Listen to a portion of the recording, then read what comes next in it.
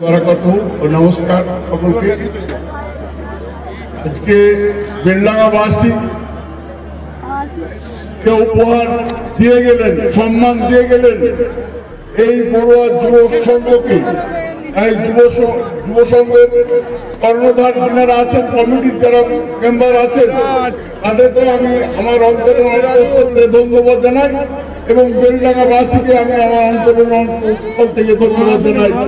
এবং যিনারা খেলতে এসছেন, যিনারা দর্শক আছেন, তিনাদেরকেও ধন্যবাদ জানাই আমার অন্তঃস্থল থেকে। দুটো টিম ভালো খেলেছেন, রেফারি, লাইসম্যান ভালো কাজ দেখিয়েছেন। আর আমি বলবো বেলডাঙ্গাবাসী, মুর্শিদাবাদবাসীর জন্য উজাড় করে সব দিতে রাজি আছি, মানুষের পাশে থাকার জন্য, মা বোনদের কাছে থাকার জন্য।